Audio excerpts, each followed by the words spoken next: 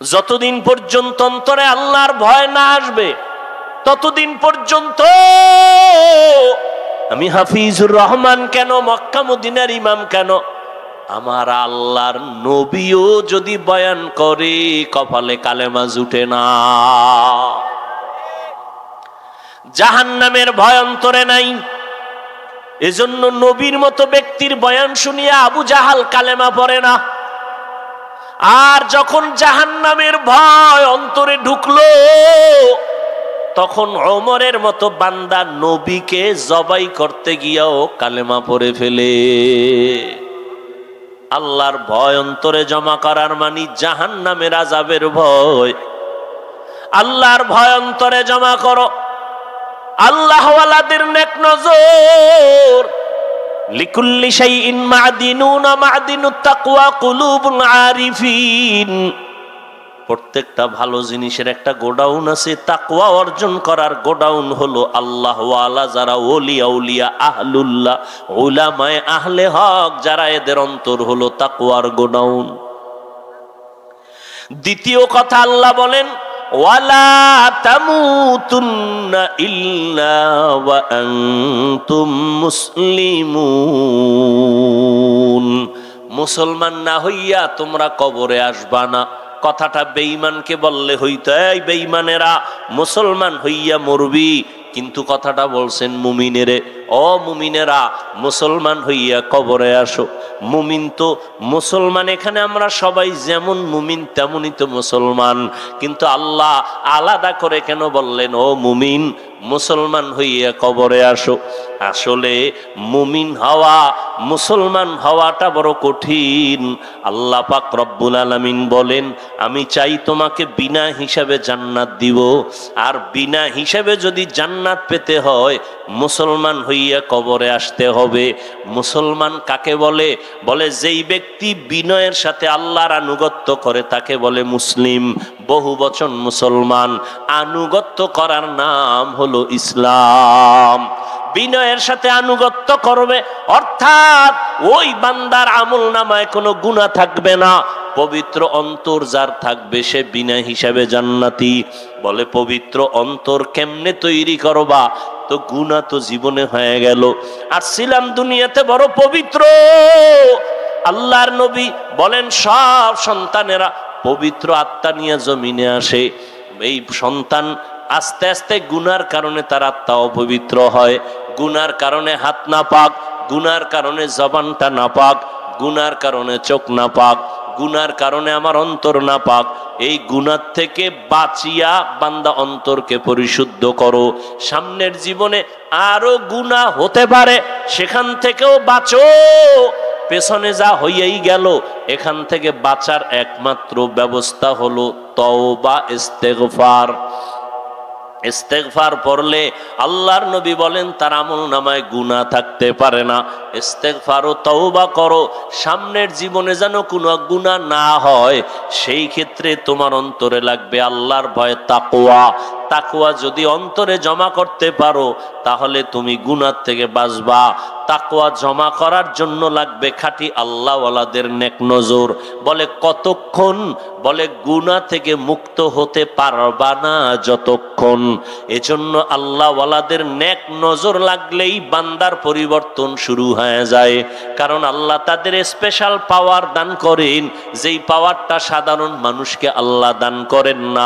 এই জন্য উলামায়ে কেরামের সোহবতে, খাঁটি আল্লাহওয়ালাদের সোহবতে গিয়া দেখা যায় কত বেনামাজি নামাজি, কত বেপরদাওয়ালা পর্দা করে, জীবনে আল্লাহকে চিনত না, এখন আল্লাহকে চিনে, নামাজ পড়ে, আজানটা হলেই মসজিদে দৌড়ায় যায়। আল্লাহর কোরআন তেলাওয়াতের জন্য বান্দা পাগল, নিজেও তেলাওয়াত করে, সন্তানটাকেও তেলাওয়াত করার জন্য প্রচেষ্টা চালায়, নিজেও পর্দা করে, স্ত্রীকেও পর্দায় রাখার জন্য পাগল হয়ে যায়, একমাত্র উলামায়ে আহলে হকের সোহবতের কারণেই। আল্লাহ এজন্য অন্য আয়াতে বলেন ইয়া আইয়ুহাল্লাযীনা আমানুত্তাকুল্লাহ ওয়া কুনু মা'আস সাদিকিন। আল্লাহকে ভয় করো, আল্লাহর প্রিয় বান্দা যারা তাদের বন্ধু হয়ে থাকো। এরে নবীর আশিক উম্মতের দল, ও যুবক আজকে তাকায়া দেখো তোমার মতো কত যুবক স্কুলে পড়ে, কলেজে পড়ে, চাকরি করে, ব্যবসা করে, 5 ওয়াক্ত নামাজ পড়ে, আছে না নেই? জীবনে মাদ্রাসায় পড়ে নাই, এরপরও নামাজ ছাড়ে না। বিষয়টা কি? কলেজে গিয়ে কি নামাজের প্রশিক্ষণ দিছে? কয় না। স্কুলে কি নামাজের ট্রেনিং হয়? কয় হয় না। তো নামাজ পড়ে কেন? বলে এর সাথে কোরআনওয়ালার সম্পর্ক। কোরআন সুন্নাহ ভিত্তিক দিক নির্দেশনামূলক আলোচনা রেখেছেন। বিশেষ করে বাংলাদেশের প্রথিত যশা হাজারো লাখো আলেমের উস্তাজুল উলামা হজরত মৌলানা মুফতি দিলাওয়ার হুসাইন দামাত বারাকাতুহুম, আল্লামা মুফতি আবু সাঈদ সাহেব দামাত বারাকাতুহুম, হজরতুল আল্লাম আব্দুল আউয়াল সাহেব দামাত বারাকাতুহুম সহ অনেক ওলামায়ে কেরাম আলোচনা করেছেন। এবং আমার উস্তাজ মুহতারাম স্টেজে আছেন, যার দোয়া আর মোহাব্বতের টানে এখানে দাওয়াত নিয়েছি। সংক্ষিপ্ত কিছু কথা বলার জন্য হাজির হয়েছি। আমাদের মুরব্বী উলামায়ে কেরাম যে কথাগুলো বলেছেন, হয়তো অনেকে শুনেছেন, অনেকে শুনেন নাই। আল্লাহ পাক সবাইকে তাদের কথাগুলো সহি তরিকায় আমল করার তৌফিক দান করেন। উলামায়ে আহলে হক সহ সমস্ত উলামায়ে কেরামদের ইজ্জতকে আল্লাহ বেশি বেশি বাড়ায় দেন। ফেসবুকে লেখার দ্বারা, বিভিন্ন ষড়যন্ত্রের মাধ্যমে যারা আলেমদের ইজ্জতকে ছোট করার ষড়যন্ত্রে লিপ্ত, আল্লাহ ওদের হেদায়াত দান করুন। কোরআনে হাকিমের এক আয়াতে কারিমা সূরা আলে ইমরান থেকে তেলাওয়াত করেছি। নবীজির হাদিস থেকে একটি হাদিসের অংশ পড়েছি। আয়াত ও হাদিসের আলোকে ইখলাস ও রুহানিয়াতের সমন্বয়, সহি নিয়তে, সহি তরিকায় সহি কিছু কথা বলার মতো, শুনবার মতো আমাকে আপনাদের প্রত্যেককেই আল্লাহ পাক তৌফিক দান করেন। বড় বরকতের মজলিস। আমি বান্দার গ্যারান্টি না থাকলেও বহু আল্লাহ পাকের খাস বান্দা এখানে আছেন যাদের আমিন কবুল হওয়ার আশা করা যায়। প্রথমে দোয়া করি আল্লাহ মাহফিলের বরকতে গোটা এলাকা বরকতপূর্ণ করে দেন। মাদ্রাসা কবুল করে নেন। মাদ্রাসার স্থায়ী জায়গার প্রয়োজন আল্লাহ ব্যবস্থা করে দেন। ঘর করার জন্য অনেক অর্থের প্রয়োজন, ইট বালু সিমেন্ট রডের প্রয়োজন, আল্লাহ কুদরতের দ্বারা ব্যবস্থা করেন। আল্লাহ পাক জানেন কিভাবে করবেন। আল্লাহ আসমান থেকে নিচে এসে দিবেন না। আল্লাহ পাক কোনো বান্দা বান্দির মাধ্যমে করবেন। আল্লাহ যাকে পছন্দ করেন, যার টাকা আল্লাহর কাছে মোহাব্বতের হবে, এরকম এক বান্দা হোক বান্দি হোক, আল্লাহ তার টাকা কুদরতের দ্বারা কোরআনের এই মাদ্রাসার দরওয়াজায় পৌঁছায়া দেন। ওলামায়ে কেরাম কারো কাছে গিয়া সুয়াল করবে, দৌড়াবে, এটা শান না। ওলামায়ে কেরামের কাছে অন্য উম্মতরা আসবেন, এটাই শান। আল্লাহ পাক সে ব্যবস্থা করে দেন। আমি যে আয়াত পড়েছি, আল্লাহ পাক রব্বুল আলামিন বলেন, ইয়া আইয়ুহাল্লাযীনা আমানুত্তাকুল্লাহা হাক্কা তুকাতিহ, হে দুনিয়ার মুমিন, তোমরা আল্লাহকে ভয় করো তথা তাকওয়া অর্জন করো, হক আদায় করে বা ভয় করার মতো। ওয়ালা তামুতুন্না ইল্লা ওয়া আনতুম মুসলিমুন, এবং কেউ তোমরা মুসলমান না হওয়া পর্যন্ত মৃত্যুবরণ করিও না। নবীজি বলেন, আলা কুল্লুকুম রাঈন ওয়া কুল্লুকুম মাসউলুন আন রাইয়াতিহি, সাবধান হে উম্মত, তোমরা প্রত্যেকেই দায়িত্বশীল। আল্লাহর আদালতে দায়িত্বের কারণে জবাবদিহিতার কাঠগড়ায় প্রত্যেককেই হাজির হতে হবে। আল্লাহর রসুল এখানে প্রত্যেকটা মানুষকে দায়িত্বশীল করে দিলেন। হাদিসটা রসুল যখন সাহাবায়ে কেরামদের সামনে ব্যক্ত করলেন, সাহাবায়ে কেরাম প্রশ্ন করলেন, ইয়া রাসূল আল্লাহ, দায়িত্বশীল কে কার উপর, কি পরিমাণ? নবীজি বললেন, যার অধীনে যারা বসবাস করে, অধীনস্থদের যিনি গার্ডিয়ান, মালিক, কর্তা, তিনি দায়িত্বশীল। যেমন মা বাবার সন্তানের গার্ডিয়ান, সন্তান মা বাবার অধীন, অতএব মা বাবার সন্তানের দায়িত্বশীল। স্ত্রী স্বামীর অধীন, প্রত্যেক স্বামী স্ত্রীর দায়িত্বশীল। প্রত্যেক ছাত্র শিক্ষকের অধীন, শিক্ষক ছাত্রের দায়িত্বশীল, প্রত্যেক ইমাম, খতিব, মসজিদের মুসল্লিদের দায়িত্বশীল, একজন ওয়ার্ডের মেম্বার, কমিশনার, ওয়ার্ডের মানুষের দায়িত্বশীল, ইউনিয়নের চেয়ারম্যান, উপজেলা চেয়ারম্যান, ওই অঞ্চলের ভোটারদের দায়িত্বশীল, এমপি তার আসনের দায়িত্বশীল, সরকার গোটা দেশবাসীর দায়িত্বশীল, উলামায়ে আহলে হক গোটা উম্মতের দায়িত্বশীল। আল্লাহর নবী বলেন, দায়িত্বশীলরা রেডি হও, আল্লাহর কাছে দায়িত্বের কারণে জবাবদিহিতার কাঠগড়ায় দাঁড়াতে হবে।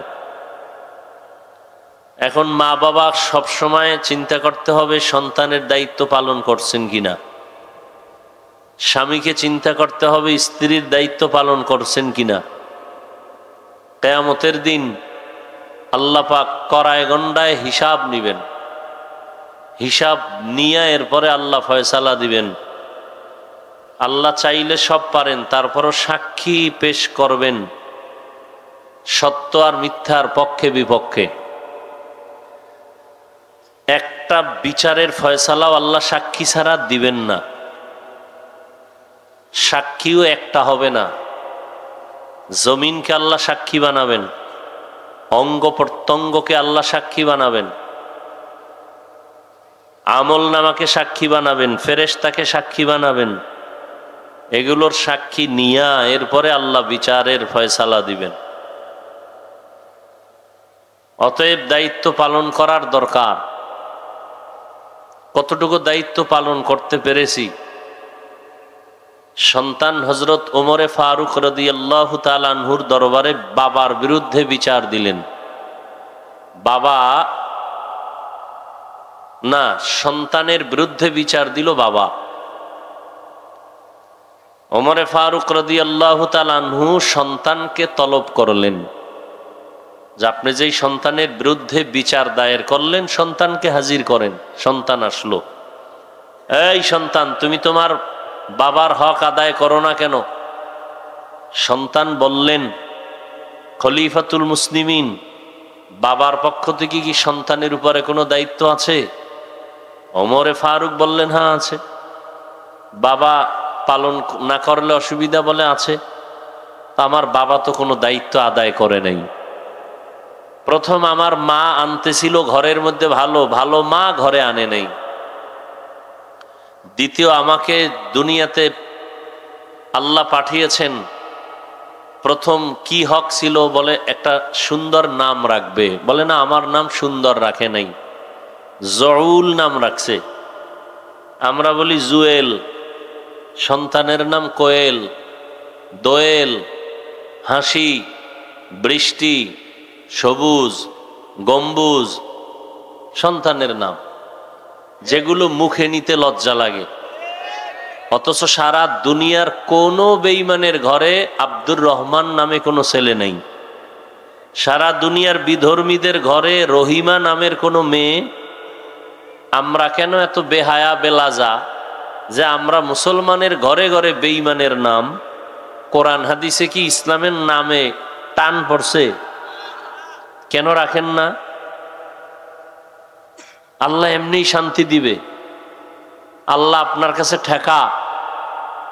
অথচ সহিহ হাদিসে আল্লাহর রসুল বলেন, কিয়ামতের দিন একটা মানুষকে শুধু নামের বরকতে নাজাত দিয়ে দিবেন। সন্তানের নাম সাগর, হৃদয়, নদী, খাল বিলটা বাদ আছে মনে হয়, খাল বিল। মানে এর থেকে নির্লজ্জতার কিছুই হতে পারে না। এজন্য ১৫০০ বছর আগে রসুল বলে গেছেন, লা ইমানা লিমান লা হায়া আলা, যাদের লজ্জা নাই ওদের ইমানই নেই। এগুলো কেন হচ্ছে? শুধু লজ্জা নাই। আগের দিন, আগে বলতে কি ৫০ বছর আগে আমরা দেখছি, আমাদের বয়স আর কত, বাচ্চা হলে মুরব্বীরা আলেমের কাছে যাইতেন, হুজুর একটু খেজুর চিবায়া দেন, মিষ্টি চিবায়া দেন, আর বাচ্চার একটা নাম রেখে দেন।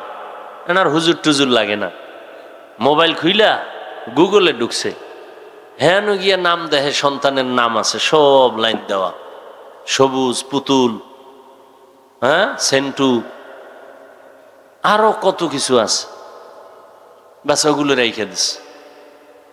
আর কেউ কেউ চালাক আছে, ওরা ভালো একটা নাম রাখে ঠিক, কিন্তু ওটা ডাকে না।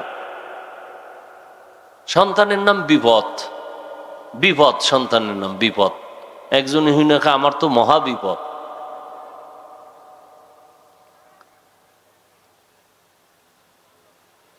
এরপরও বাংলাদেশে কিছুটা এই ওয়াজ মাহফিল থাকাতে আছে, নাইলে এও থাকতো না।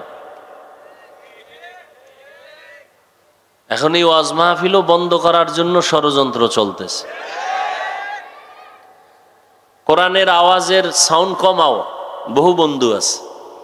গানের সাউন্ড কমাও, একজন বন্ধু হইলাম না। এই জন্য কাকে আপনি দোষ দিবেন? সব আওয়ামদের উপরে দোষটা চাপাই দিলে হবে না, নিজের ঘাড়েও কিছু দোষ নেওয়া দরকার, নিজের ঘাড়েও। আল্লাহ আমাদের সব ভাইকে হেদায়াত দান করুন। মা বাবার দায়িত্ব সন্তানের উপর। প্রথম একটা নাম রাখবে।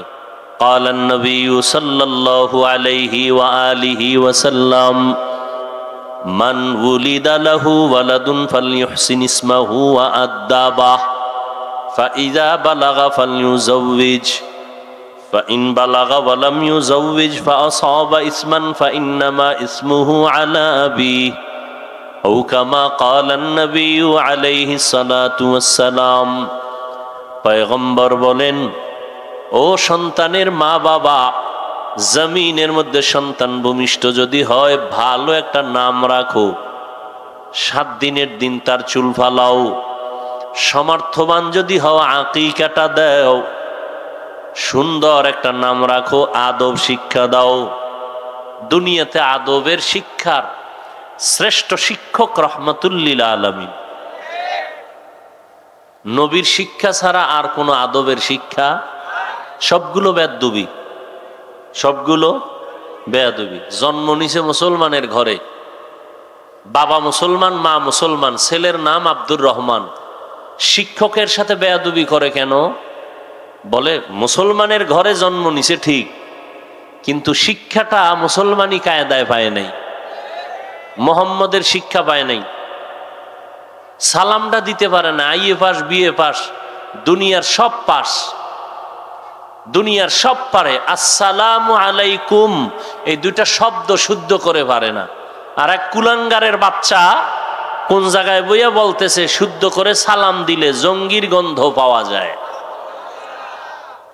আসসালামু আলাইকুম এই দুইটা শব্দ শিখতে কি মাদ্রাসায় যাওয়া লাগে? হ্যাঁ, অথচ বিএ পাস এই শব্দ দুইটা পারে না। সালাম দেয় সামাইকুম, তার মানে তোর উপরে খোদার গজব। হে ঘুরায় খাও আলাইকুম, তোর উপরে আগে ভরুক। নির্লজ্জ মুসলমান, সালামটা পর্যন্ত শিখে নাই। সালাম দেয় মানে তোর উপরে গজব, সামাইকুম মানে তোর উপরে আল্লাহর গজব। অথচ সালাম শান্তি, আসসালামু আলাইকুম, বাস এতটুকু শব্দ শুদ্ধ করে পারে না, দুনিয়ার সব আকাম পারে। আল্লাহ হেদায়াত দান করুন। আপনারা চিল্লেন না, এখানে চিল্লানের কিছু আছে, ভালো হন। এত গজব গেল দেশটা, এরপরও ভালো হইলেন না। আপনারা এই আবেগ টাবেগ দিয়া আমাকে হুজুর গো বহুত বিপদে ফেলাইছেন, আর কত ফেলবেন। বহু তাল দিছেন হুজুর গো, ইমামরে দিয়া নাই, আমনে নাই, ইমামের তাল দিছেন। আজকে সাইজ করে লাইবেন এই সাইড। হুজুর তো বুঝে লাইছে যে খুব করতে পারলে মনে হয় সম্মান বাড়বে, এমন করা করছে, সব গেছে গিয়ে হে নাই। এখন একদলকার সূর্য ডুবার আগে যেন আপনি বাড়িতে ঘুরে আইয়েন, বাস গেছে ইমাম সাহেব। এই সমস্ত আবেগ বন্ধ করেন। এটা ওয়াজের প্যান্ডেল। এখন আওয়ামী লীগ নাই, বিএমপি নাই, রাজনৈতিক দলের লোক আসছে না। এই আপনাদের চাষার আর কোন রোডের পাশে আওয়ামী লীগওয়ালারা যদি জনসভা দেয়, বিএমপি যাবে? এই সত্য কথা বলেন, বিএমপি ওয়ালারা জনসভা দিলে আওয়ামী লীগ যাবে? তো এখানে সব আসছে কেন একসাথে? বুঝেন কিছু, আবেগ দেখান না। হুজুর গু ইমান মাফেন বয়ে বয়া, কিছু হুজুর আছে আপনাকে আবেগে লাফায়। এখানে আওয়ামী লীগের লোক আসবে কেন? বিএমপির লোক আসবে কেন? এটা কোরআনের মাহফিল, এখানে আমল আখলাকের কথা হবে। এখানে রাজনীতির লোক আসছে কেন? কয়টি সব গাট্টি বেন্দারা পর্দার বাইরে ফেলাইয়া দিছে। এখানে আসছে আল্লাহর মহব্বতে, রসুলের মহব্বতে। কি মসজিদে তাবলিগওয়ালারা ডাকে, সরমনেওয়ালারা যাবে? কথা বলেন না কেন? সরমনেওয়ালারা যদি এখানে জিকির হবে, তাবলিগওয়ালারা বসবে? বসে না, স্বাভাবিক। সোজা কথাটা স্বীকার করেন না কেন? এখানে সবাই আসছে, তাবলিগের লোক নাই, চরমনের লোক নাই, উজানির লোক নাই, গাঞ্জাখোরো, বেনামাজিও, বেপর্দাওয়ালা, পিছনে আমারে কাফের বলে সেও আছে। বুঝতে হবে এটা, এটা রাজনীতির মঞ্চ না, এই জন্য আসছে। এটা রাজনীতির মঞ্চ, রাজনীতির বক্তা, এই রাজনীতির মঞ্চ না, এই জন্য আসছে। আর আমি যদি রাজনীতি করতে মনে চায় প্রচলিত, তাহলে রাজনীতির আলাদা মঞ্চ আছে না? কি নাস্তিকদের মঞ্চ আছে, নাস্তিকদের বিরুদ্ধে জ্বালাময়ী ভাষণ দেওয়ার হুজুরগো মঞ্চ আছে না? কথা বলেন না কেন? রাজনীতি করতে চাইলে হুজুরগো মঞ্চে যাও। খেলাফত আন্দোলন, খেলাফত মজলিস, ইসলামী আন্দোলন, জামায়াত, অভাব নাই। ওখানে গিয়ে চিৎকার দাও, সরকার 12 ঘন্টার মধ্যে লাল বাতি জ্বালায় দিন। কি কথা বলেন না কেন? এটা রাজনীতির মঞ্চ। রাজনীতির মঞ্চে রাজনীতির আলাপ। আমাদের মুরব্বী যার 45 মিনিটের বয়ানে এ দেশের চূড়ান্ত ডাকাত 5 ওয়াক্ত নামাজি হয়েছে, চরমনের জমিনে ঘুমন্ত সৈয়দ ফজলুল করিম রহমতুল্লাহ আলাইহি। জীবনভর দেখছি আর শিখছি। কি দেখছি? বয়ানের স্টাইজে জাহান্নামের বয়ান, মনে হয় সে দুনিয়াতে নাই। কবরের আযাবের বয়ান, কত বড় নিকৃষ্ট অন্তরওয়ালা। কয় আমরা খালি কবরের ওয়াজ করি কেন? আমরা কেন জাহান্নামের রস করি? তো কি রস করব? আল্লাহ করলে আমি করব না কেন? কি আজীব ব্যাপার। আমার রসুলের যুগে আলাদা কোনো রাজনৈতিক পার্লামেন্ট ছিল না। যেখানে ইমামতি করতেন ওটাই ছিল রাষ্ট্র পরিচালনার মঞ্চ। মসজিদেই ইমামত, মসজিদের মাধ্যমেই খেলাফত। কথা বুঝেন নাই? আর এখন মঞ্চ আলাদা হয়ে গেছে না? আজকে যদি বলি আমি আজকে এখানে রাজনৈতিক বয়ান করব, চরমনের হুজুর আসবে, অমুক আসবে, তাহলে এখানে সবাই কি আসবে? বলেন, সত্য কথাটা বলেন, আসবে? সহজ কথাটা কেন বুঝেন না?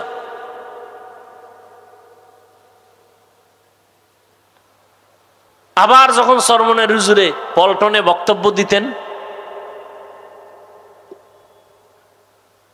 মনে হয় সে দুনিয়ার জগৎ সম্পর্কে শিক্ষক, কবর জগৎ, আখেরাত সম্পর্কে তার কোনো চিন্তাই নেই। সে এখন রাজনীতি মানুষকে শিখাইতেছে, মনে হয় রাজনীতির শিক্ষক হয়ে মানুষকে রাজনীতি শিখায়।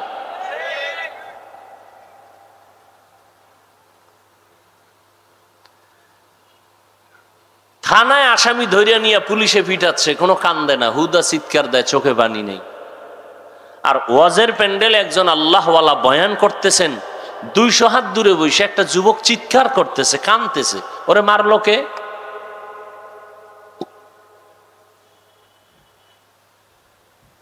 লা ইকরাহা ফিদ্দীন, ধর্ম নিয়ে কোনো জোর জবরদস্তি করা জায়েজ নেই। কানে ধরে কাউকে রোজা রাখানো যাবে না, রাখাইলে সওয়াব হবে না। তাহলে এই লোকগুলোরে কি করা যায়? আল্লাহ কয় এদের ওয়াজ করো, ওয়াজ।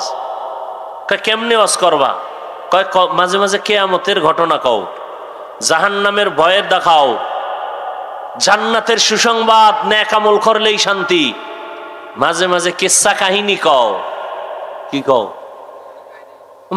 কেসা কাহিনী কয়। ওরা কেসা কাহিনীর পৃথিবীর শ্রেষ্ঠ কিতাব কোরআন শরীফ, হাদিস শরীফ, কেচ্ছা কাহিনীর শ্রেষ্ঠ কিতাব। ওই মূর্খরা জানে না কোরআন শরীফে হাতির কেচ্ছা নাই। এই পণ্ডিত সাহেবেরা বলেন না কেন? কোরআন শরীফে সাপের কেচ্ছা নাই। কোরআন শরীফে গরুর কেচ্ছা দিয়েই তো সূরা বাকারা শুরু। কেচ্ছা কাহিনী কয়। কেচ্ছার গাইড বুক শ্রেষ্ঠ কিতাব কোরআন শরীফ, কেচ্ছা কাহিনীর শ্রেষ্ঠ কিতাব হাদিস শরীফ। পিপিলিকার কেচ্ছা নাই কোরআনে, হাতির কেচ্ছা নাই, বাঘের কেচ্ছা নাই। কি আজীব কথা! মশা মাছির কেচ্ছা আছে না নাই? স্পষ্ট। সূরা আনকাবুত, সূরা নমল পিপিলিকার সূরা, সূরা ফিল হাতির সূরা। এই সব ভেজালের মূল। আমি তো মাঝে মাঝে কই জন্য জলে এক দলে। আমি যে বলি বেঈমান নিয়ে টেনশন নাই, টেনশন হলো ইসলামের ব্যানারওয়ালা মুনাফেক নিয়া। এই ভেজাইলে হইলো মুনাফেকেরা চাপাবাজি করে আমরা ইসলাম চাই। তোমার দাড়ি নেই কেন? ইসলাম চায় মাথায় টুপি নেই কেন? ইসলাম চায় মদিনার পোশাক নাই কেন? চাপাবাজি করে আমরা ইসলাম চাই। ইসলাম চায় না, ইসলামের নাম ব্যবহার করে ক্ষমতার চেয়ার চায়।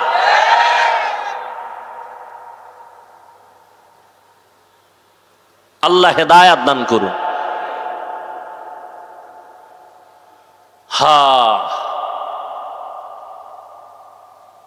আজকে সারা দেশের মধ্যে হাজারো লাখো মানুষ দিনের পথে তাবলীগের কারণে, কি ঠিক না? রহমতের নবী, কত নরম প্রকৃতির নবী, রহমাতুল্লিল। আল্লাহ কয় ওয়াল আসরি ইন্নাল ইনসানা লাফি খুসর, আসরের শপথ সব মানুষ জাহান্নামী। কিন্তু নামের ব্রেক লাগাইছেন পরে।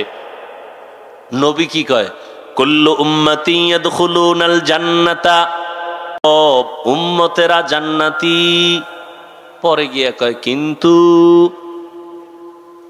আল্লাহ কয় আগে সব কি কথা কন, সব জাহান্নামী। কিন্তু লাগায় কয় না, 4 গুণওয়ালারা জান্নাতি। আর নবী আগেই কয় সব জান্নাতি। রহমতের নবীর রহমতের আওয়াজ। কিন্তু যারা আমি মুহাম্মদের মানে না তারা না, যারা মুহাম্মদের মানে না তারা না। সাহাবায়ে কেরাম কয় ইয়া রাসূলুল্লাহ আপনারা মানে না কারা? আবার ওদিক গেলে আর এক ঝামেলা।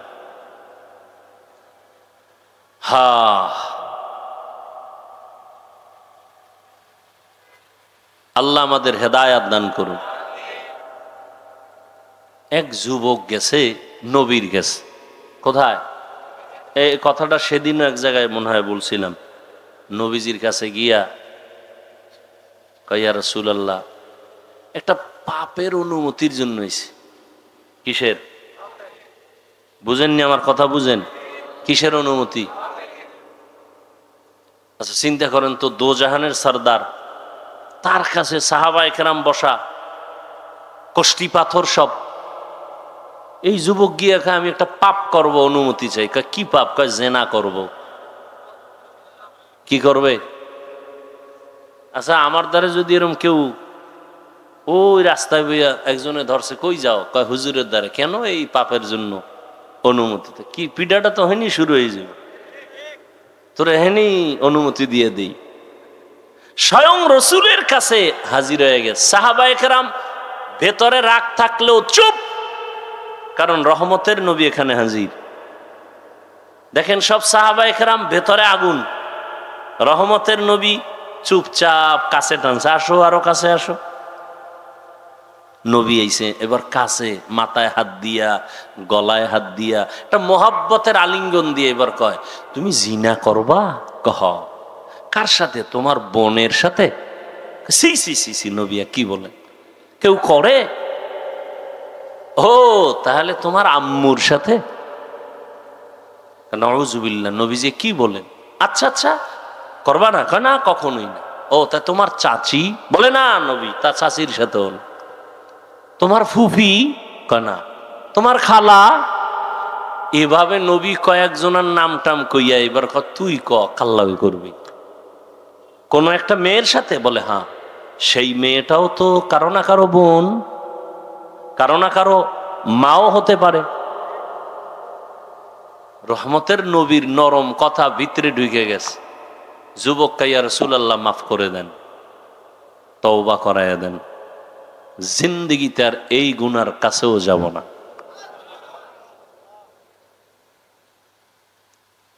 আহ, ফাবিমা রাহমাতিম মিনাল্লাহি লিনতা লাহুম ওয়ালাউ কুনতা ফাদদান গালিযাল কলবি লানফাদ্দু মিন হাওলিক। ও নবী, আপনার অন্তর খুব নরম, যদি কঠোর হইতো তাহলে সব ভেগে যাইতো, ভেগে, কিন্তু নরম, এতটাই নরম যে আপনার কথা শুনে দুশ্মনও বন্ধু হয়ে যায়। লা তামুদ্দান্না আইনাইকা ইলা মা মাত্তা'না বিহি আজওয়াজাম মিনহুম ওয়া লা তাহজান আলাইহিম ওয়াখফিজ জানাহাকা লিল মুমিনিন। নবীরে কয়, আপনি মুমিনদের বেলায় ডানা মেইলা বিছায়া দেন, ডানা বিছায়া দেন, সবাই যেন আইসা জায়গা পায়, হিংসার বিন্দু কোনো যেন আশ না থাকে, ডানা বিছায়া দেন মুমিনের জন্য। এই জন্য মাত্র 13 বছর পৃথিবীর নিকৃষ্ট জাতি মক্কার মানুষ, ইতিহাসের পৃষ্ঠায় নিকৃষ্ট মানুষ মক্কার মানুষ, চূড়ান্ত লম্পট আর চরিত্রহীন, এই মানুষগুলোকে মাত্র 13 বছরে এতটাই দামি বানাইলেন যে আল্লাহ লিস্টি দিয়া জিব্রাইলকে কয়, রসুলকে বলো এই লিস্টিতে যাদের নাম আছে এরা বিনা হিসাবে জান্নাতি। কয় বছরের ব্যবধান? মাত্র 13 বছর। রহমতের নবীর আদর্শ আচরণ, জীবনে কোনোদিন গালি দেন নাই, হাজারো গালি শুনছেন, কোনোদিন জবাব দেন নাই, চোখ তুলে কোনোদিন কারো সাথে গরম চোখে তাকান নাই। ইনি হলেন রহমতের নবী। মাত্র 13 বছরে পুরা মক্কা নগরী ফুলের বাগান হয়ে গেল। আবু বকরের মতো বান্দা, ওমরের মতো বান্দা, ওমর রসুলের সোয়া পাইয়ে এতটা দামি, যে এখন কেমন দামি যে শয়তান ওমরের ভয় পায়। আল্লাহর সামনে চ্যালেঞ্জ দিল যেই শয়তান, সেই শয়তান ওমরের ভয় পায়, টের পাইছে, আইতেছে দৌড়।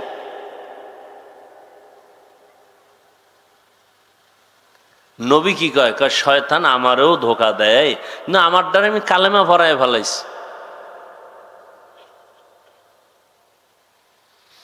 হায় হায়, ইয়া আইয়ুহাল্লাযীনা আমানুত্তাকুল্লাহা হাক্কা তুকাতিহি ওয়া লা তামুতুন্না ইল্লা ওয়া আনতুম মুসলিমুন। আমি মাঝে মাঝে মিডিয়া এক সময় পুরো বন্ধ করে দিছি, আবার এই এক সপ্তাহ ধরে ভাবতেছি আবার সব বন্ধ করে দেবো কিনা, চিন্তায় আছি, বড় টেনশনে আছি। আমার এটি দরকার না, ওরা যদি একটু কইরা উম্মতের ফায়দা হয়তো করবে, তো ওদের করতে গিয়ে যদি আলেমদের বদনাম হয় তাহলে এই সুযোগটা আমরা হুঁশ থাকতে দিতে পারি না। আলেমের সম্মান যাতে ঠিক থাকে, সেই ক্ষেত্রে ওই কন্টেন্ট বানাইয়া কোনো বক্তব্য পেশ করা, জাতির সামনে বয়ান করি 1 ঘন্টা 1.5 ঘন্টা, পুরাটা না চাইরা 5 মিনিট, এগুলোর দ্বারা আলেমদের এ পর্যন্ত বেশি ভালো হয় না, ক্ষতি ছাড়া। এগুলো যদি দেখি আবার ওরা শুরু করে, তা আমি বন্ধ করে দিব, দরকার নেই। সম্মান দেয়ার মালিককে, ইজ্জতের মালিককে। এই জন্য চিন্তায় আছি আবারও কি বন্ধ করব কিনা। আমি বইলা দিছি সবগুলোর যে পুরো বয়ান ছাড়ো, যে কোনো আলেমের বয়ান শুরু থেকে শেষ পর্যন্ত ছাড়ো। আরে বেটা, রিজিক দেওয়ার মালিককে। তো তুই যদি কও আমার 5 লাখ টাকা কামাই করলে আমি শান্তিতে থাকতে পারবো, কোটিপতিরা সব শান্তিতে থাকতো না? একজনও শান্তিতে আসেনি। শান্তি তো আল্লাহর হাতে, টাকার হাতে না। টাকার হাতে হইলে তো আমাদের যারা হুজুরেরা 5-10 হাজার টাকায় কাজ করে মাদ্রাসায়, এরা তো সব না খায় মরতো। মূল শান্তি তো আল্লাহর কাছে। আল্লাহ শান্তি দিলে 5 টাকায়ও দিতে পারেন, আর শান্তি না থাকলে কোটি টাকায়ও থাকে না। এই জিনিসটা অন্তরে ঢুকাও। বয়ান শুনো না, বয়ে বয়ে আলেমদের বয়ান শুনো, নিজেও বয়ান শুনো, তওবা করো। খানা যে নিজের মধ্যে দাও, টাকাটা নিয়ে নিজের পেটে ঢুকাও, মাইয়া পোলারে খাওয়াবা, মায়েরে খাওয়াবা, হালাল করে খাওয়াও। কোনো আলেমের বরদোয়া নিও না, খবরদার। বরদোয়া মোনাজাত দিয়ে করা লাগে না, দিল থেকে বরদোয়া চলে আসে। আর মানুষের বরদোয়া মারাত্মক। আমার বয়ান সহ কোন ওলামায়ে কেরামের বয়ান কাট করে আলাদা আলাদা বয়ান করছি। আমি কোনো একটা বিষয়ে কথা বলছি, সেখানে আমার সাথে এক মহিলার ছবি বা কোনো এমপির ছবি, এমপি মহিলা হোক বা কোনো লাইনের, এই ছবিটারে অ্যাড করে একসাথে দিয়া, এগুলো ছাড়া, এগুলো কবিরা গুনাহ না? এটা সওয়াব না গুনাহ? কেন করো তোমরা এই গুনার কাজ? দেখো, হালাল পটটাকে তোমাদের চালাকির কারণে হারাম হয়ে যাইতেছে। পটটা হালাল তুমি কইরে নিলেই হয়, একটু চালাকি করছো, এখন তোমার জন্য এটা হারাম হয়ে গেল। আর এই হারাম টাকা তোমার মাইয়া পোলারে খাওয়াও, তোমার লজ্জা করে না? মানুষের কি বয়ান করব? হালাল রাস্তাটাকে তুমি চালাকি করে হারাম বানাইতেছো। তোমার মধ্যে জাহান্নামের ভয় নাই, মরণের ভয় নাই। তুমি চিন্তা করবা যে আমি সওয়াবের নিয়তে করি, উম্মত আলেমদের বয়ান শুনবে, দিনের পথে আসবে। এতে যদি 5 টাকা হয়, ওই 5 টাকা আল্লাহ 5 লাখ টাকার বরকত দিবে। এই বিশ্বাস নিয়ে কাজ করো। এ অনেকের দাড়ি নেই, আমি সামনে থেকে এই চিন্তাই সব চিন্তা করে এই চিন্তা করতে বাদ দিয়ে দিই। সব নামাজ ঠিক মতো পড়ে না। আমি তো একটা কিছু লাইন করছিলাম, দিয়ে হেডিও এখন আর কথা শুনি না, সব বাদ দিয়ে দেব। নামাজ নেই, খালি ধান্দায় ফিরে থাকো, তো নামাজ টামাজ না পড়লে জব কে দিবে? আল্লাহ একটা রাস্তা খুলে দিস, রিজিকের মালিককে আল্লাহ রাস্তা খুলে দিস। এটাকে আল্লাহর মোহাব্বত নিয়ে কাজ করো। এই রাস্তা তো আছে, তুমি কেন এটাকে বন্ধ করে তুমি মন মতো নামাজ নাই, মা বাবার খেদমত নাই, ওলামায়ে কেরামদের বরদোয়া নিয়ে চললে তো তোমার জিন্দেগি বরবাদ। তোমার ভবিষ্যৎ প্রজন্ম, সন্তান, তোমার পরিবার সব ধ্বংস করে গেলা তুমি একা। আল্লাহ হেদায়াত দান করো। আমার বয়ান যারা কাট করে ছাড়ে, আমি সবাইকেই বলি, সবার ওলামায়ে কেরামের পুরা বয়ান দিবা।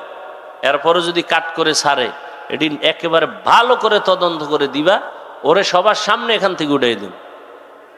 এরপরে যদি না হয় তো তোকে সবটির বিদায় সালাম, আর আমার রেকর্ড দরকার নেই।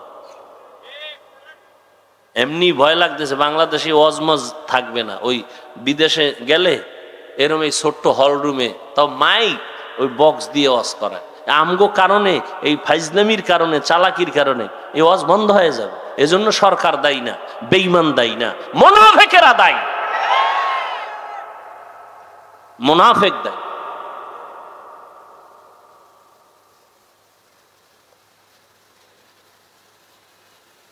করোনা গেছে, ওয়াজ বন্ধ হইছে, ওয়াজ করি নাই, আর ওলামায়ে কেরাম করে নাই, কাকে দোষ দিবেন?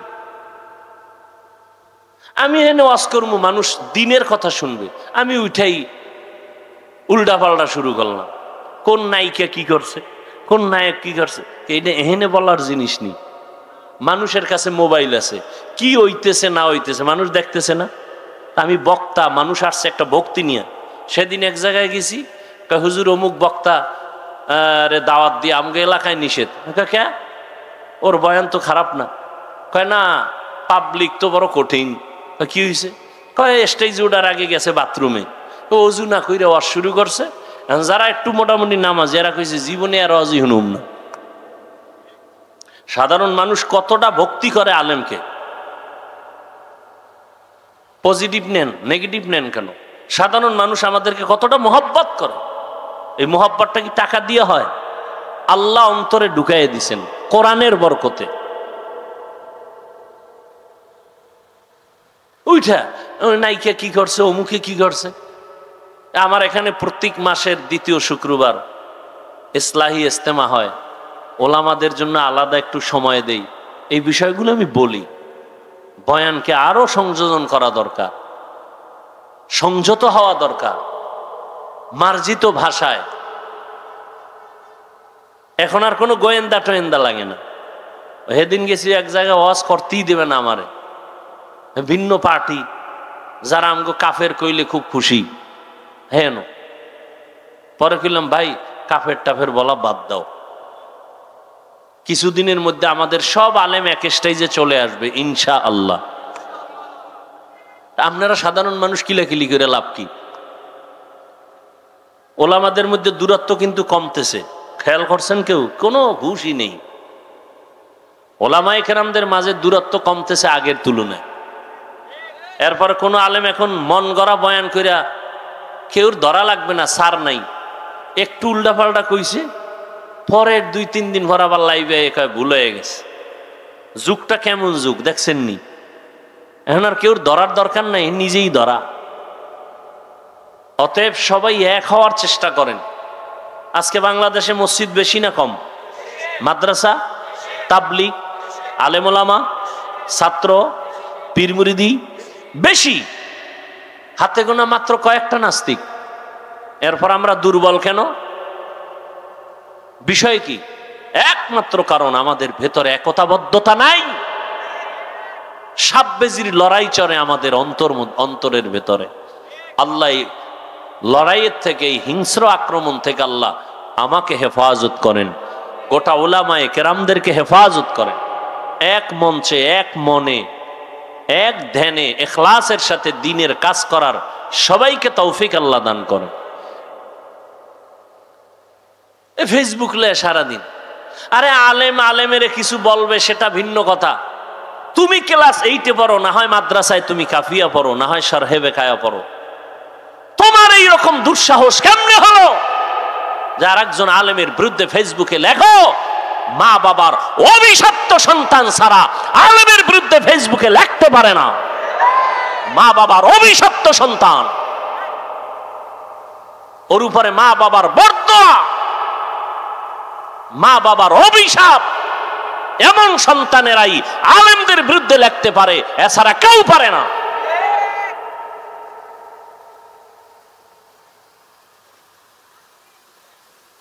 আল্লাহ হেদায়াত দান করুন, আল্লাহ আমাকে হেদায়াত দান করুন, আপনাদেরকেও হেদায়াত দান করুন।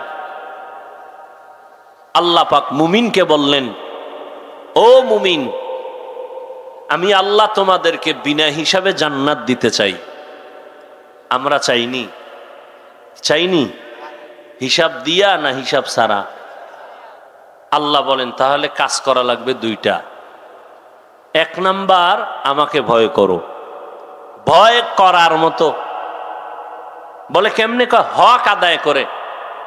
এই আয়াত যখন অবতীর্ণ হয়, সাহাবায়ে কেরাম বেকারার হয়ে গেলেন, ইয়া রাসূলুল্লাহ, আল্লাহ কত বড়, তার হক আমরা বান্দা কিভাবে আদায় করব?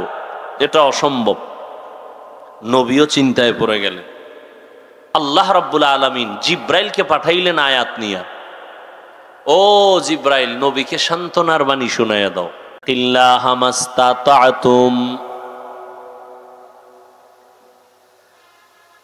আল্লাহকে ভয় করো সাধ্য মতো, হক আদায় করে ভয় করার প্রয়োজন নাই, সাধ্য মতো আল্লাহকে ভয় করো। সাহাবায়ে কেরাম আশ্বস্ত হলেন, হ্যাঁ, সাধ্য মতো আল্লাহকে ভয় করাটা সম্ভব। আল্লাহর হক আদায় করে কারো দ্বারা ভয় করাটা সম্ভব না। এই ভয়ের নাম তাকওয়া। যিনি আল্লাহকে ভয় করবেন তার নাম মুত্তাকি। ভয়টা থাকার জায়গার নাম হলো অন্তর। তবে এটা চিরসত্য, এই ভয় তাকওয়া জন্মগতভাবে কেউ নিয়ে আসেন, এটা অর্জন করতে হয়। এজন্য আল্লাহ বলেন, এইটা অর্জন করার জন্য কোরআনে বারবার তাকিদ দিলেন, কারণ এটা এমন একটা পুঁজির নাম, আল্লাহর কাছে সর্বোচ্চ সম্মানিত হওয়ার জন্য যত রাস্তা আছে সর্বশ্রেষ্ঠ রাস্তা হলো তাকওয়া। ইন্না আকরামাকুম ইনদাল্লাহি আতকাকুম। আল্লাহ পাক নবীকে জানায় দেন, আমার কাছে সব থেকে বড় দামি ওই ব্যক্তি যার মধ্যে আছে তাকওয়া। রহমতের নবী আমার, যেই নবীর এত গুণগান, যেই নবীর এত শান, যে নবীর কোনো গুনাহ নাই, কেউ যদি সন্দেহ করে তার ঈমান চলে যাবে। সেই নবী আমার আল্লাহর কত বড় প্রিয়, আল্লাহর এত বড় প্রিয় আমার নবী। মূসা নবী আল্লাহর প্রিয় বন্ধু, ঈসা নবী আল্লাহর প্রিয় বন্ধু, মূসা নবী, ইব্রাহিম নবী, ইসমাইল নবী, দাউদ নবী, ইউসুফ নবী, নূহ নবী, সব নবী আল্লাহর প্রিয় বন্ধু। মুহাম্মদও আল্লাহর প্রিয় বন্ধু। তবে ব্যবধান, আল্লাহ পাক মোহাব্বতের এক পর্যায়ে গিয়া নবীদেরকে এক একটা টাইটেল দিছেন। মূসাকে আল্লাহ টাইটেল দিলেন কালিমুল্লাহ, ইব্রাহিমকে দিলেন খলিলুল্লাহ, দাউদ নবীরে খলিফাতুল্লাহ, আদমকে সফিউল্লাহ, ইসমাইলকে জবিহুল্লাহ। যাকে যা দিছেন, কিন্তু হাবিবুল্লাহ কাউকে দেন নাই। হাবিবুল্লাহ রিজার্ভ রাখছেন রহমতুল্লিল আলামিনের জন্য। সব নবীরা, রসুল যারা, সব আমার আল্লাহ পাকের আশিক। আর একমাত্র আল্লাহ হলেন রহমতের নবী মুহাম্মদের আশিক। সব নবী রসুল কার আশিক? আরে কথা হয় না। আল্লাহ কার আশিক? নবীর আশিক। ঠিক তেমনি ভাবে সব সাহাবায়ে কেরাম আমার নবীজির আশিক। আর আমার নবী হলেন একমাত্র ওমরের আশিক। এবার বুঝেন ওমরের দাম কত। সেই ওমরের সাথে অনেকে রাগ কইরা 20 রাকাত তারাবি পড়ে না। ওমরের সাথে রাগ করছে, ওমরের মানি না তো কারে মানো? কয় মুহাম্মদের মানি। অতি ভালো ভালো, আল্লাহ হেদায়েত দান করুন। আমার রসুলের প্রিয় হযরত ওমর আমার আল্লাহর প্রিয় নবী, কোনো গুনাহ নাই। আল্লাহ কত বড় নবীর আশিক। সেই নবীকে আল্লাহ বলেন, ও নবী আপনিও তাকওয়া অর্জন করেন। ইয়া আইয়ুহান নাবিয়্যুত্তাকিল্লাহ ওয়ালা তুতিইল কাফিরিন ওয়াল মুনাফিকিন। ও নবী আপনি কাফের মুনাফিকের অনুসরণ করবেন না, আল্লাহর ভয় অন্তরে জমা করেন। আল্লাহ বলেন তাকওয়া অন্তরে জমা করো। এটা গর্ব থেকে নিয়ে আসো নাই, অন্যের থেকে অন্তরে ঢুকাইতে হবে। কার থেকে ঢুকাইবা? তাকওয়া অন্তরে ঢুকানোর ঠিকানা দুইটা, এক হলো রমজানের রোজা, আর একটা হলো খাঁটি আল্লাহর বান্দা যারা মুত্তাকি, তাদের কলব হলো তাকওয়ার গোডাউন। রমজানের রোজার মাধ্যমে অন্তরে তাকওয়া অর্জন করো। খাঁটি আল্লাহ ওয়ালাদের সোহবত আর নেক নজরের দ্বারা অন্তরে তাকওয়া ঢুকাও। যতদিন পর্যন্ত অন্তরে আল্লাহর ভয় না আসবে, ততদিন পর্যন্ত আমি হাফিজুর রহমান কেন, মক্কা মদিনার ইমাম কেন, আমার আল্লাহর নবীও যদি বয়ান করে কপালে কালেমা জুটে না। জাহান্নামের ভয় অন্তরে নাই। এজন্য নবীর মতো ব্যক্তির বয়ান শুনিয়া আবু জাহাল কালেমা পড়ে না। আর যখন জাহান্নামের ভয় অন্তরে ঢুকলো, তখন ওমরের মতো বান্দা নবীকে জবাই করতে গিয়াও কালেমা পড়ে ফেলে। আল্লাহর ভয় অন্তরে জমা করার মানে জাহান্নামের আযাবের ভয়। আল্লাহর ভয় অন্তরে জমা করো। আল্লাহ ওয়ালাদের নেক নজর। লিকুল্লি শাইইন মা'দিনুন মা'দিনুত তাকওয়া কুলুবুল আরিফিন। প্রত্যেকটা ভালো জিনিসের একটা গোডাউন আছে, তাকওয়া অর্জন করার গোডাউন হলো আল্লাহ ওয়ালা যারা ওলি আউলিয়া আহলুল্লাহ উলামায়ে আহলে হক যারা, এদের অন্তর হলো তাকওয়ার গোডাউন। দ্বিতীয় কথা আল্লাহ বলেন ওয়ালা তামুতুন্না ইল্লা ওয়া আনতুম মুসলিমুন। মুসলমান না হইয়া তোমরা কবরে আসবা না। কথাটা বেঈমানকে বললে হইতো, এই বেঈমানেরা মুসলমান হইয়া মরবি, কিন্তু কথাটা বলছেন মুমিনেরে, ও মুমিনেরা মুসলমান হইয়া কবরে আসো। মুমিন তো মুসলমান, এখানে আমরা সবাই যেমন মুমিন তেমনই তো মুসলমান, কিন্তু আল্লাহ আলাদা করে কেন বললেন ও মুমিন মুসলমান হইয়া কবরে আসো? আসলে মুমিন হওয়া, মুসলমান হওয়াটা বড় কঠিন। আল্লাহ পাক রব্বুল আলামিন বলেন, আমি চাই তোমাকে বিনা হিসাবে জান্নাত দিব, আর বিনা হিসাবে যদি জান্নাত পেতে হয় মুসলমান হইয়া কবরে আসতে হবে। মুসলমান কাকে বলে? বলে যেই ব্যক্তি বিনয়ের সাথে আল্লাহর আনুগত্য করে তাকে বলে মুসলিম, বহু বচন মুসলমান। আনুগত্য করার নাম হলো ইসলাম।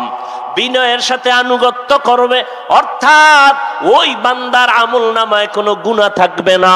পবিত্র অন্তর যার থাকবে সে বিনা হিসাবে জান্নাতি। বলে পবিত্র অন্তর কেমনে তৈরি করবা? তো গুনাহ তো জীবনে হয়ে গেল, আর ছিলাম দুনিয়াতে বড় পবিত্র। আল্লাহর নবী বলেন সব সন্তানেরা পবিত্র আত্মা নিয়ে জমিনে আসে। এই সন্তান আস্তে আস্তে গুনার কারণে তার আত্মা অপবিত্র হয়, গুনার কারণে হাত না পাক, গুনার কারণে জবানটা না পাক, গুনার কারণে চোখ না পাক, গুনার কারণে আমার অন্তর না পাক। এই গুনার থেকে বাঁচিয়া বান্দা অন্তরকে পরিশুদ্ধ করো। সামনের জীবনে আরো গুনাহ হতে পারে, সেখান থেকেও বাঁচো। পেছনে যা হইয়াই গেল, এখান থেকে বাঁচার একমাত্র ব্যবস্থা হলো তওবা, ইস্তেগফার। ইস্তেগফার পড়লে আল্লাহর নবী বলেন তার আমল নামায় গুনাহ থাকতে পারে না। ইস্তেগফার ও তওবা করো, সামনের জীবনে যেন কোনো গুনাহ না হয়। সেই ক্ষেত্রে তোমার অন্তরে লাগবে আল্লাহর ভয়, তাকওয়া। তাকওয়া যদি অন্তরে জমা করতে পারো তাহলে তুমি গুনাহ থেকে বাঁচবা। তাকওয়া জমা করার জন্য লাগবে খাঁটি আল্লাহওয়ালাদের নেক নজর। বলে কতক্ষণ? বলে গুনাহ থেকে মুক্ত হতে পারবা না যতক্ষণ। এজন্য আল্লাহওয়ালাদের নেক নজর লাগলেই বান্দার পরিবর্তন শুরু হয়ে যায়। কারণ আল্লাহ তাদের স্পেশাল পাওয়ার দান করেন, যেই পাওয়ারটা সাধারণ মানুষকে আল্লাহ দান করেন না। এই জন্য উলামায়ে কেরামের সোহবতে, খাঁটি আল্লাহওয়ালাদের সোহবতে গিয়া দেখা যায় কত বেনামাজি নামাজি, কত বেপরদাওয়ালা পর্দা করে, জীবনে আল্লাহকে চিনত না, এখন আল্লাহকে চিনে। নামাজ পড়ে, আজানটা হলেই মসজিদে দৌড়ায় যায়।